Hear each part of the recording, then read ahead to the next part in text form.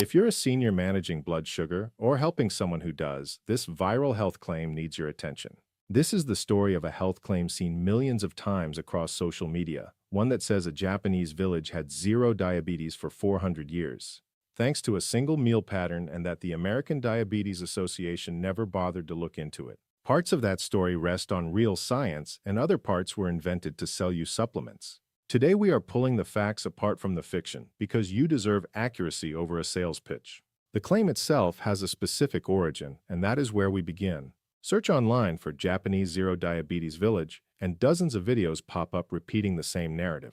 A hidden village in Japan, centuries without a single case of diabetes, one secret meal the medical establishment wants to keep from you. Every word of it sounds convincing, and that is precisely the point, because the trail behind these claims does not lead to a medical journal or a university lab. It leads to a product sales page. After extensive searching through academic databases, not one peer-reviewed study has ever claimed this Japanese village went 400 years without diabetes. What does exist is a digital product ecosystem built to move supplements and ebooks. One product sells on the Brazilian platform Hotmart. Campaigns feature a doctor named Yumi Takahashi. Investigators turned up nothing on her because she does not exist. These marketing funnels almost always end the same way, with a pitch for supplements carrying names like Glucofix or Sugar Defender. A basic historical problem wrecks the claim. Modern understanding of diabetes did not exist 4 centuries ago. Japan's closest historical term, shukachi, meaning thirst disease, appeared before the 18th century. But systematic tracking of diabetes in any population only began in the 20th century. Measuring zero diabetes across 400 years would have been impossible. And yet a real place with a genuinely fascinating health story sits underneath all this distortion. Ojimi, a community of about 3,000 people in Okinawa, Japan, is almost certainly the village these viral claims have hijacked. Officials designated it the Village of Longevity in 1987, and the WHO recognized it in 1996. The real scientific thread picks up in 1970 when researcher Dr. Makoto Suzuki traveled from Tokyo to Okinawa. He observed that local inhabitants had no idea what diabetes or cardiovascular disturbances even were. That one observation during the 70s appears to be the seed that marketing writers stretched into zero diabetes for 400 years. The number 400 almost certainly comes from the Okinawan sweet potato called imo, which arrived roughly 4 centuries ago. It became the dominant calorie source, delivering over 60% of traditional daily intake. Someone grafted the sweet potato's timeline onto a health claim. That is copywriting, not research. What matters for your health is that the actual science on traditional Japanese dietary patterns spans decades and holds up to scrutiny. One of the most compelling studies took genetically identical Japanese populations and tracked what happened when their food changed. The study compared Japanese people in Japan on traditional diets against Japanese Americans in Hawaii and LA eating Western food. Japanese Americans who adopted Western patterns developed obesity and diabetes at far higher rates than native Japanese living in Hiroshima. Second-generation Japanese Americans consume the most animal protein and animal fat, and their glucose levels rose in direct proportion. What gives this study its weight is that genetics drop out of the equation, separated only by what they put on their plates. A 50-year review appeared in 2020, confirming the pattern had held across 5 decades. Western diets pushed risk up. Traditional patterns kept it down. Tohoku University in Japan produced another revealing line of evidence. They recreated typical Japanese meals from 4 distinct eras. They tested each historical diet in animal models and human trials. 1975 turned out to be the sweet spot. Animals fed that era's diet lived longest and aged slowest compared to those on the 2005 diet. A 28-day human trial confirmed the pattern. Subjects eating 1975-style meals showed measurable drops in BMI and weight. They saw drops in LDL cholesterol and HbA1c, which is the long-term blood sugar marker your doctor checks at every visit. What set the 1975 diet apart came down to structure: a wider variety of ingredients, more fish and soy, less meat. It included regular fermented foods and small portions spread across multiple dishes instead of one loaded plate. That last detail, multiple small dishes, connects directly to the traditional Japanese meal pattern we are about to cover. Established in 1975, the study examined over 1,000 people who lived past the age of 100. They found something striking. Traditional Okinawans consumed 10 to 15% fewer calories than standard guidelines called for. Yet they maintained excellent nutritional status across the board. Sweet potatoes accounted for roughly 67% of their diet. Their diet was rounded out by green vegetables, soybean foods, and seaweed, with less than 1% from meat and dairy, 1/5. That was the cardiovascular disease rate of Okinawans compared to Americans. Their rates of diabetes, cancer, and dementia ran far below Western averages as well. Those findings appeared in the Journal of the American College of Nutrition in 2009. Accuracy matters more than any pitch. Stay accurate, stay informed. Your health is worth the real science. Thank you for watching. Accuracy demands a counterpoint here. A large Japanese study called the JPHC study, published in the European Journal of Clinical Nutrition in 2013, and covering more than 64,000 adults, found no statistically meaningful link between traditional Japanese dietary patterns and type 2 diabetes risk once researchers adjusted for all variables. Science does not always hand us clean answers, and being straightforward about that matters more than telling you what sounds good. One more caveat belongs in the conversation. Researcher Saul Justin Newman from University College London won an Ig Nobel Prize for work suggesting that Blue Zone longevity statistics, including those from Okinawa, may be inflated by poor record-keeping and birth certificate errors. Healthy skepticism toward the longevity claims is warranted. The phrase one meal pattern in the viral title carries deliberate ambiguity, engineered to pull in people searching for OMAD, 1 meal a day, and intermittent fasting content. The actual Japanese tradition connected to lower diabetes rates has nothing to do with eating once a day. It centers on how each meal is built. Ichijusansai is the name, and it translates to 1 soup, 3 dishes. Dating back to the Muromachi period, roughly 500 to 600 years ago, this framework forms the backbone of traditional Japanese home cooking. A standard Ichijusansai meal brings together rice, 1 bowl of soup that is usually miso, 1 main protein dish like fish or tofu, 2 vegetable side dishes, and pickled vegetables alongside everything.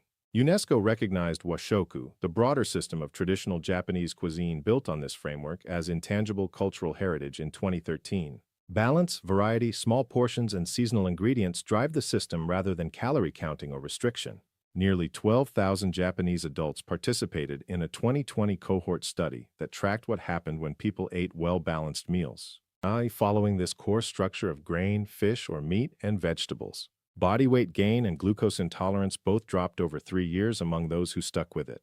A 2025 study in the journal Nutrients went even further, showing that eating the non-rice items before the rice in a Japanese set meal cut blood sugar spikes after eating by a measurable margin, which is essentially what happens naturally during a traditional Ichiju Sansai meal where soup and sides come alongside and before the rice. If the one meal pattern means literally eating once a day, the evidence runs the opposite direction. A controlled crossover trial found that 1 meal a day eating raised blood pressure, raised cholesterol, raised morning blood sugar, and impaired glucose tolerance. 3 meals a day is the Japanese tradition, not one. One more practice from Okinawa deserves attention. Hara Hachi Bu translates to eating until you are 80% full, a principle rooted in Confucian teaching and practiced across generations. The Calorie Trial, a gold standard randomized controlled trial published in The Lancet Diabetes and Endocrinology in 2019, put this concept to a rigorous test. 218 healthy adults who cut their calorie intake by roughly 12% showed drops in fasting insulin, blood glucose, insulin resistance, blood pressure, and inflammatory markers over 2 years. Stopping before you feel completely full carries clinical trial evidence behind it, not just folk wisdom. Real numbers tell a clearer story than any viral claim, so let us put the comparison between Japan and the United States on the table. As of 2024, 8% is Japan's diabetes prevalence among adults aged 20 to 79. 14% is the corresponding figure for the United States. Japan counts roughly 11 million people with diabetes. America's number exceeds 40 million. Obesity runs at about 6% in Japan and approximately 42% in the United States. None of those Japanese figures are standing still, though, and the trend points the wrong direction. From an estimated 6.9 million affected in 1997, Japan's diabetes count crossed 10 million for the first time in 2016. National survey data spanning 1995 through 2019 show average HbA1c and BMI both climbing as seafood consumption dropped and meat intake rose. A genetic factor that most viral videos skip over changes the picture entirely. Japanese people develop diabetes at much lower body weight than Westerners. Average BMI among diabetic patients in Asian populations sits around 25, Because East Asian people generally carry lower beta cell reserve, meaning the pancreas cannot compensate for even modest insulin resistance. Japan's diabetes rate running at roughly half the American rate despite this genetic vulnerability makes the dietary factor all the more telling. One detail undercuts the simple longevity narrative head-on. Okinawa, despite the famous reputation, now carries one of Japan's highest obesity rates and the highest incidence of end-stage kidney disease from diabetes. After dietary Westernization accelerated following 1972, Okinawan men's life expectancy ranking fell from number 1 all the way to number 30. Nagano Prefecture now holds the top spot for life expectancy in Japan, driven partly by the nation's highest vegetable consumption at 388 kilograms per capita annually. Why the American Diabetes Association never studied any of this has a two-part answer, one involving real gaps in their research approach, and the other involving documented financial conflicts. Science does not always hand us clean answers. Build what matters. Product strategy means saying no. Mediterranean, vegetarian, vegan, low-carb, and paleo all appear on the ADA's list of recognized eating patterns for diabetes management. Traditional Japanese dietary patterns like Ichiju Sansai do not. A 2018 systematic review in the journal Nutrients identified the problem directly, noting that very little evidence exists on diets designed for Japanese patients with diabetes, and that most ADA-recommended diets pose practical difficulties for East Asian populations. A genuine research gap exists here, even if it falls well short of a deliberate cover-up. Dietary guidance from the ADA has moved at a glacial pace. Their 2005 Standards of Care stated outright that low-carbohydrate diets are not recommended in the management of diabetes. 14 years passed before a landmark 2019 consensus report in the journal Diabetes Care finally acknowledged that reducing overall carbohydrate intake has demonstrated the most evidence for improving blood sugar control. A peer-reviewed analysis in Diabetes, Obesity, and Metabolism that same year revealed the ADA had applied tougher evidence standards to low-carb approaches than to other patterns on its own list.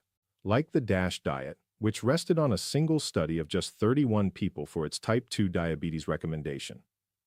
Gary Taubes, the science journalist and author, laid out the historical case in his 2024 book, Rethinking Diabetes. He wrote that in 1971, the ADA flipped its dietary prescription, telling all patients with diabetes to avoid dietary fat and consume more than half their calories from carbohydrates, the one macronutrient they cannot metabolize safely without pharmaceutical help, and that the ADA took this step with no meaningful clinical trials behind it.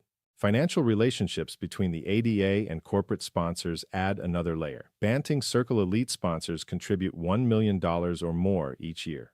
And the roster includes Eli Lilly, Novo Nordisk, Sanofi, Merck, Abbott, and Amgen, companies that together have funneled over $53 million through the Pathway to Stop Diabetes program alone.